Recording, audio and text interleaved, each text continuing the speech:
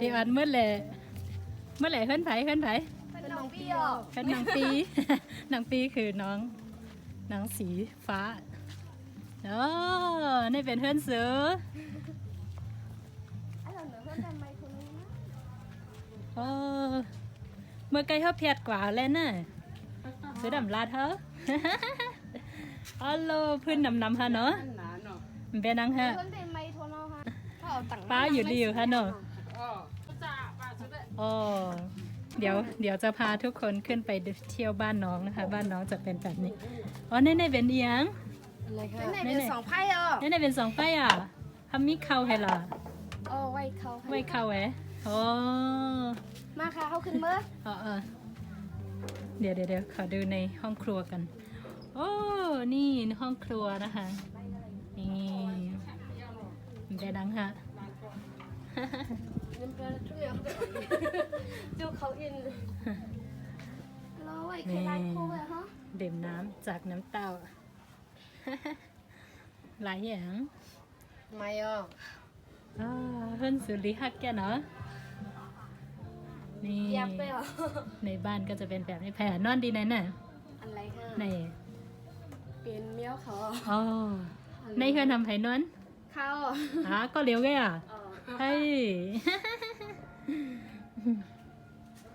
นี่บ้านแบบเล็กๆน่ารักมากนี่ก็จะเป็นด้านนอกค่ะนี่ก็จะเป็นด้านนอกค่ะที่นี่นะคะไม่มีไฟฟ้าแต่ว่าจะใช้โซลาร์เซลล์ทุกบ้านเลยค่ะ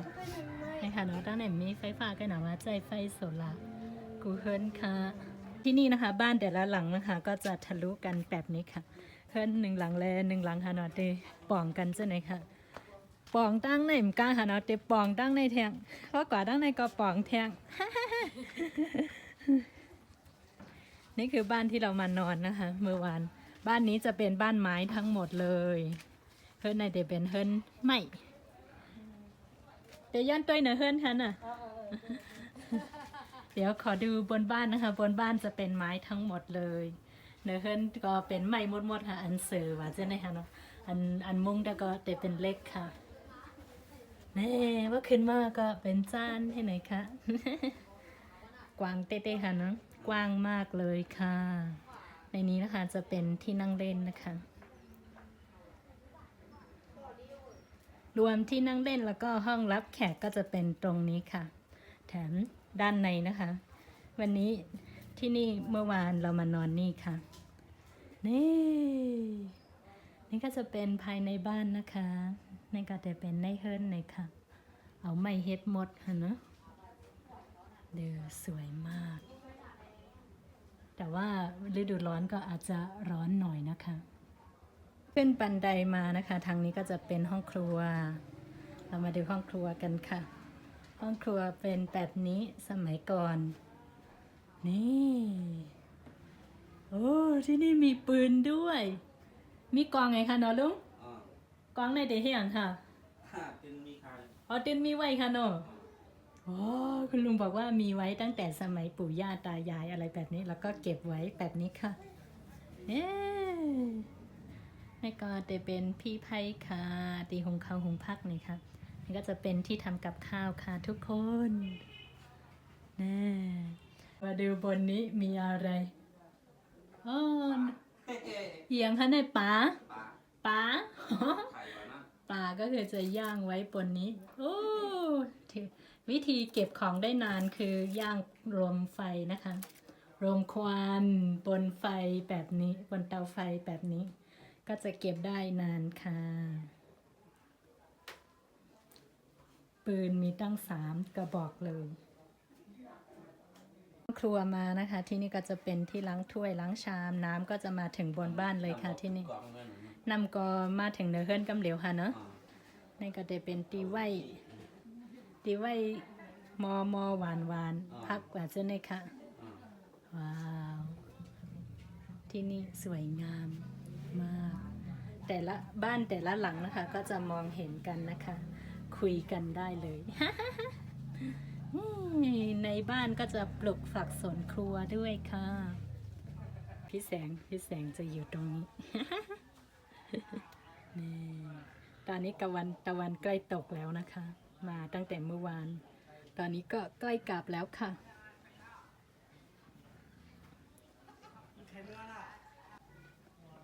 ทำได้สวยมากมองในเป็นมองอหย่างคะลุง เป็นน้องต้นนะนะ โอ้แคมยาฮะเนาะ อ๋อ เหมือนมองเหมือนกูปอกเลยเล เจ้าย อ่ะ นี่โซล่าร์เซลล์ดีในเดมีนำกูเฮิรนค่ะเนาะอ๋อที่นี่ส่วนมากจะอาบน้ำที่บ้านน้ำก็จะอยู่ในบ้านนะคะ น้ำก็จะเป็นน้ำบาดาลจะขุดอยู่ตรงนี้ค่ะ ส่วนผักสวนครัวก็จะอยู่แถวๆนี้นะคะ เรามาดูทางนี้พิเศษวันนี้ มีหมูที่นี่จะเลี้ยงหมูแล้วก็มีผักสวนครัวในบ้านแบบว่าดีมากที่เป็นถุงคือฝุ่นนะคะ จะไปใส่ในไร่ค่ะ หมูนี่ทางนี้เรามาดูกัน มาเตยหมูอันในเล่งหมูแหง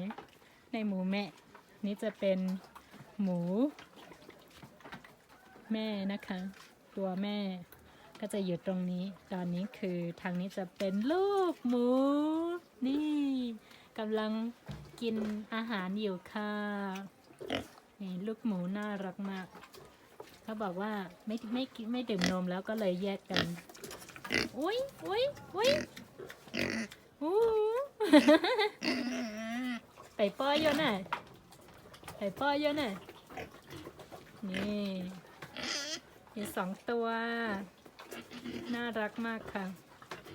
เป็นหมูแบบเลี้ยงธรรมชาติเลยนะคะ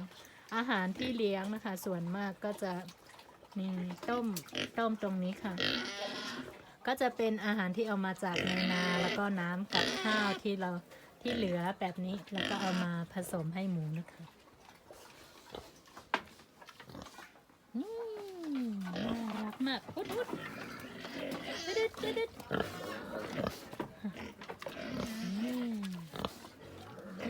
บอกว่าการเลี้ยงหมูทางนี้นะคะ ก็คือจะต้องอันนี้จะมีแค่หมูตัวแม่ใช่ไหมคะถ้าไม่มีหมูตัวพ่อนะคะ คือจะไปเอาบ้านที่มีหมูตัวพ่อ แล้วก็มาอยู่ด้วยกันก่อนแล้วพอท้องแล้วก็เขาก็จะเอาไปถ้าหากว่าเกิดคลอดลูกออกมานะคะเจ้าของหมูตัวพ่อนะคะจะได้ลูกไป1 ตัวทางนี้มีแบบนี้ด้วย ไม่เคยทราบมาก่อนเลยค่ะทุกคนอ๋อค่ะหมูตั้งในค่ะเนาะเปิ้นมีหมูตัวปอค่ะเนาะเอาตัวปออันเปิ้นมีหมูตัวปอก็เอามาจ้อมแห่เพราะว่าเกิดลูกมาก็ขึ้นเอากับปันเจ้าหมูตัวปอ1 ตัวนี่ค่ะว่ะนะที่นี่ตั้งในมีเสื้อไหนให้ค่ะคอกหมูก็มีคิมเพิ่นกันค่ะนะนี่ก็จะเป็นคอกหมูนะคะนี่ก็จะเป็นคอกหมูค่ะก่อนกลับนะคะเราเห็นท่าน้ำของที่นี่ยังมีอีกที่หนึ่งโมก็เลยอยากไปดูค่ะตีออนกูก็กะได้ตานนำตีในแทงตีง อาเกียวดีในเป็นตานนำค่ะเนาะเป็นน้ำฮองค่ะเป็นน้ำหมอค่ะอ๋อเขาเดินมาเลยนะคะเดินมาจากหมู่บ้านทางด้านโน้นไปมาค่ะเนาะกะได้ติดตะโอ้วันนั้นได้อาบอ่ะ ชวนนั่นน่ะ โอ้ยนั่นฮะต่อ อาบได้ชวนข้าว โอ้เปิ้ลการนำก้นใจฮะต่อ ตอนนั้นมียิ่งก็มีค่ะนะ โอ้ ดีเพิ่นก็มีค่ะ โอ้ โอ้มีชวนเลยทำมาเฮ็ดมาฮดชวนในอาบนี่ เอามาหัวเสือแนมาอาบไปให้ไหนฮะแน่นอนโอ้มีผังหลายๆค่ะเนาะ อ๋อคันในดำเฮ็ดผ่างตั้งปีกว่าตั้งไว้เที่ยงก่อน โอ้จะเป็นท่าอาบน้ำของผู้ชาย ที่ในเป็นท่าอาบน้ำก้นใจค่ะแน่นอน อ๋อ โอ้นี่จะเป็นท่าอาบน้ำของผู้ชายแต่ว่าถ้าอาบน้ำของผู้หญิงนะคะ จะต้องเข้าไปในโน้นนี่บางคนไปอาบมาแล้วบางก็กะอาบมา แลบกัดหลีย่าเนาะ มือเหรอคะเนี่ยเนาะ เต็มมือค่ะ มาหันตาหน่ะแม่ก็ขึ้นมาขึ้นเนาะ เอาเดี๋ยวอะไรเข้ากันได้ค่ะ อ๋อถ้าได้เข้าได้ไหนน่ะ โอ้โหว้าวเดี๋ยวเราไปดูทางด้านนี้กันค่ะ ทางในก็มีทางนี้นะคะมาอาบน้ำด้วยแล้วก็มาลดผักด้วยนะคะดีหน่อยค่ะเนาะมาอาบน้ำแหแล้วก็มาลดผักแหหน่อยค่ะนี่เราไปดูทางด้านนี้เขาเก็บผักกันอยู่ค่ะทุกคน ทางเข้าก็จะเป็นแบบนี้นะคะ ตั้งเข้าก็จะเป็นเจ้าไหนฮันกำลังเก็บผัก เดี๋ยวเราไปถามดูว่าเก็บผักไปไหน ถามด้วยว่าเด็กเก็บผักก่อนเลย แค่พักมื้อนำลันเลยอ่ะ เดี๋ยวพักมื้อน้ำรันค่ะว้าเต็มมื้อขายค่ะโย ขายชามื้อกิน โอ้นี่พี่เขาบอกว่าจะเก็บผักไปน้ำรันนะคะว้าผักแบบว่าสวยมากผักฮังดีเต้ค่ะโอ้ผักเข้มๆค่ะเนาะว้าวที่นี่สวนผักแบบสวยมากเอียงใส่ค่ะ เอาชิว คิวว่านี่คือกำลังใส่ฝุ่นนะคะ ฝุ่นแบบธรรมชาติเลยก็คือเอามูลวัวนี่แหละค่ะ นี่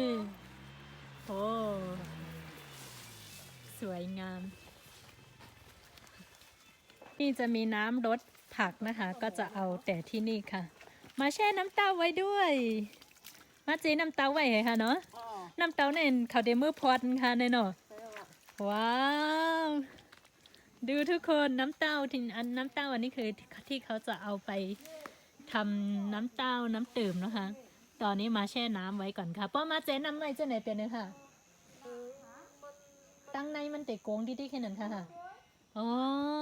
เขาบอกว่าน้ำเต้าแบบนี้นะคะต้องแช่น้ำไว้ ถ้าหากว่าแช่น้ำไว้ข้างในก็จะเขาเรียกว่าละลายเรื่อยๆเรื่อยๆเรื่อยๆแล้วก็เอามาเป็นน้ำตื่มได้เลยค่ะโอ้สวยมากทุกคนมันผักสวยมาก ส่วนผักฮังรีไปใส่อันนี้ผักหมี่ค่ะ อ๋อก็มี โอ้ผักหมี่อ๋อลูกผักกีก็มีอ๋อรอนี่แบบหลายอย่างเลยมันผักแบบอุดมสมบูรณ์มากๆชอบมากเลยค่ะ เจ้าของไม่อยู่เราก็เลยไม่ได้ซื้อกลับบ้านนะคะ กลับแล้วเมื่อยาวพี่แสงรีบเพราะว่าตะวันใกล้ตกแล้วคิดถึงลูกด้วย ก็เลยต้องรีบกลับนะคะ นี่ก็จะเป็นทางเดินที่ออกมาจากหมู่บ้านนะคะ ส่วนมากจะเดินมาอาบน้ำค่ะห้ามน้ำก็เตะไปมาอาบน้ำค่ะวานก็ดีกว่าดังในค่ะ ทุกครั้งที่ได้มาหมู่บ้านคือมีความสุขมากกูว่ามาจำวันเนี่ยมีดังซื้อไปใจย้อนไปทางไหนเฮ็ดหายใจถึงนานางเฮ็ดหายวนถึงนานาง เมื่อเร็วก็เมื่อขึ้นยาวค่ะ ตอนนี้ก็กลับแล้วค่ะทุกคนพิงพับโอเคค่ะทุกคนเจอกันใหม่ในคลิปวิดีโอหน้านะคะ ขอบคุณทุกท่านที่ติดตามแล้วก็ที่ให้กำลังใจมาโดยตลอดค่ะ ช่วงนี้ก็จะไม่ค่อยได้ลงวิดีโอนะคะ เพราะว่าไฟบ้างแล้วก็งานยุ่งบ้างอะไรแบบนี้เลยไม่ค่อยได้ลงค่ะเอาค่ะยินจมใหญ่ๆนำๆกูก็ตีบันแห้งโดยมาตัดเสค่ะเย้าก็บันดังหันถึงว่าเจ้าในค่ะเนาะเตรียมป้อเลยลงวิดีโอค่ะเด็กหึงๆนั่นๆจังเดียเลยลงหนึ่งปอกนะคะเนาะมาถึงตอนนี้เพราะฉะนั้นก็เดี๋ยวย้อนเมื่อก่อนค่ะเจอกันใหม่ในคลิปหน้าค่ะพบกันใหม่ในวิดีโอหน้าค่ะหมายสุงค่ะสวัสดีค่ะพี่แสง มาส่งค่ะมาส่งค่ะ